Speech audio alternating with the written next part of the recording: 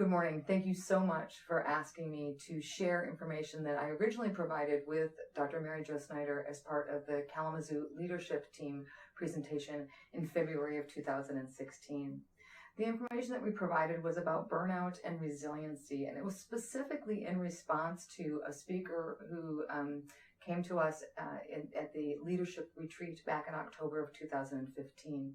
And the feedback that came back from that retreat, which again formal leaders attended, is that they wanted more information about specific strategies to help prevent burnout and to build resiliency for individuals and for teams. So hopefully the content that I'll be providing in the next several minutes will help give you some of those tools.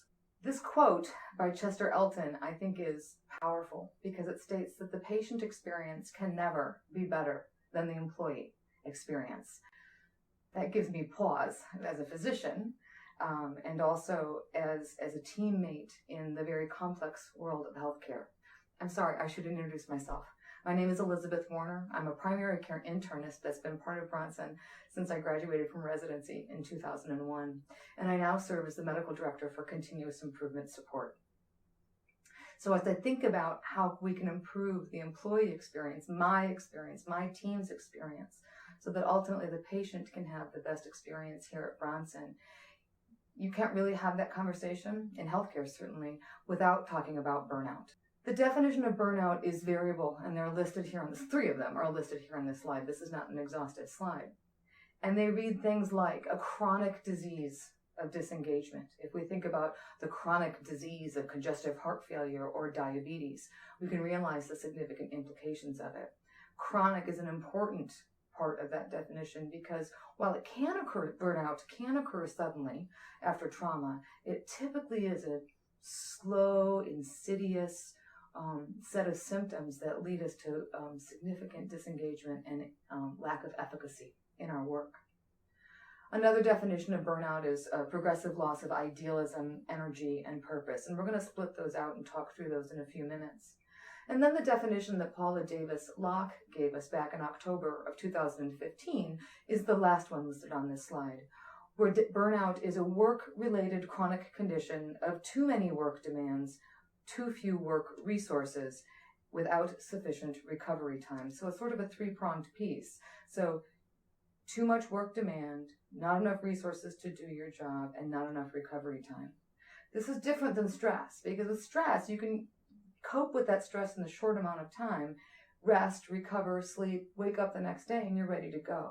But with burnout, there's never enough time, there's never enough rest, there's never a long enough vacation to really get you back to full functioning.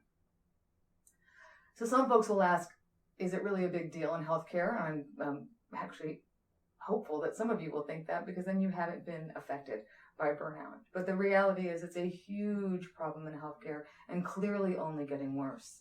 The stats that are listed on this slide really just show the extent of the problem of burnout in healthcare with specific job titles such as medical students, physicians, and nurses. But I think any of the stats listed here could be reflective of anybody who's in the service field of healthcare, regardless of their job title. The problem can have staggering implications, including suicidal ideation, suicide completion, substance abuse, automobile accidents, marital and family discord, and others. And if you've never known anyone to leave the healthcare profession because of burnout or to harm themselves because of burnout, then you're lucky.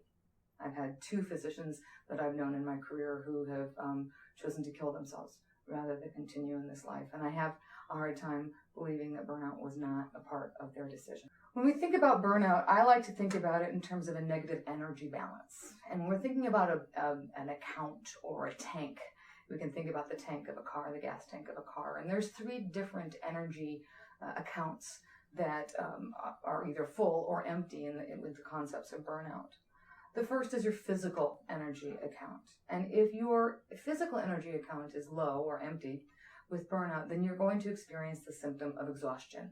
And this isn't just, oh, I feel tired today because I slept badly. This is, I can't lift my head up off the pillow. I can't bear the thought of slogging my way through another day of work or another day of life, because burnout doesn't stop when the workday ends.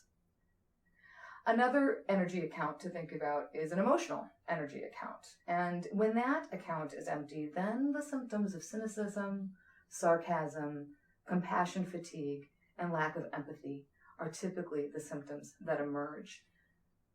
This is probably the most destructive symptom of burnout because it can be clouded in the concept of venting. And venting's a good thing, right? We can blow off a little steam and get back to work. But it actually turns out when you're practicing behaviors that reinforce compassion fatigue and reinforce cynicism and cynical behavior, it's actually incredibly destructive, both for the individual, for the interpersonal interactions, and for the team. And to me, that's a huge sign of burnout. The third energy account is one called the spiritual energy account. And this may or may not have anything to do with religion for you. In this context, I mean it in a non-religious fashion, where the spiritual account is about your connection to purpose. So when your spiritual energy account is empty, people will often think, why bother? What's the point of going to work? Whatever I do doesn't matter. And that can be incredibly destructive for the internal fire and the light for the person within. And what we want to do in burnout is to be able to increase and build up those energy reserves in all of those accounts so that you can move from surviving to thriving in your entire life, but certainly within your work as well. The metaphor of a tennis ball for resilience is a very effective one. I'm smiling right now because when I presented this at KLT, I was bouncing the tennis ball trying to give the example of resiliency as a bounce back. And it's not a partial bounce back of energy, but a full bounce back all the way back into your hand with the tennis ball. Of course, when I taught this at KLT, I also wound up bouncing the tennis ball, losing control of it, hitting my head, and having it roll across the stage. So you can see that resiliency also has a bit of playfulness and a sense of spirit and energy to it. As we think about resiliency and building resiliency, because it's not something that you have or don't have, it's actually something that you build and that you practice. The crucial component that everyone needs to understand in terms of building resiliency is you cannot give to someone else what you are not giving yourself. So when you see the slide with the flight attendant and she's holding that thing where she says something like, he or she says something like, in the unlikely event that the cabin loses pressure, oxygen masks will appear. And the next thing he or she says is, please secure your mask before aiding others. So we need to secure our own masks in terms of being strong and resilient before we were able to fully give to our patients, to our teams, and to our internal customers. I love this slide with the 5 circles in it. And if you look at this rainbow of circles, you're going to see 5 words. And we're going to hit them each today in the next about 15 minutes that we're together. And if you start at the top, you'll read self-aware, mindfulness, purpose, self-care, and relationships. I'm not going to do them in order, but I am going to hit all 5 of them. Self-awareness is a crucial component to resiliency because most folks who are burned out, they don't become aware of how fried they are until they're pretty far down the path of symptoms. So if you see a wildly disruptive colleague, they're pretty far down the line of burnout, and they have lost their ability to be self-aware of their behavior, their surroundings, and their impact. The metaphor of a mirror in the slide is important because if you're holding a mirror up to yourself, if it's a clear and unclouded mirror, you can see. But most of us are looking through a mirror that's either smeared or clouded or covered with film, or potentially looks more like a funhouse mirror where it's been distorted and wavy and it's very difficult to interpret what you're seeing. So self-awareness is often a personal effort, but it often also requires feedback from loved and trusted colleagues and family members so that you can sort of spot check, is my mirror distorted? Am I seeing this interaction or my behavior clearly?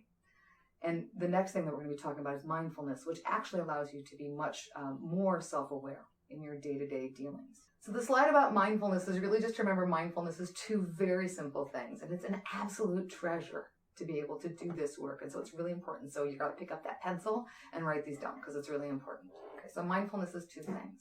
It's being fully present in this moment, which sounds really easy, but it's not.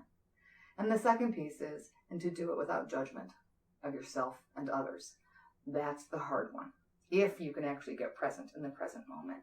But there's a practice we're going to go through that hopefully will make this a little bit easier. And even if you're able to practice being mindful for 1 second more than you were yesterday, that will give you benefit and you can continue to build upon that practice. Now, if this is starting to feel fluffy and this is too new agey for you, I'm going to tell you there's very good science behind this. And I can also tell you personally, it absolutely revolutionized my primary care practice. I was a fully functioning, happy, resilient physician. And there's no question that a lot of it was because of the habits that I developed. Probably not as deliberately as I'm trying to deliver today, but that I developed throughout my time as a primary care provider.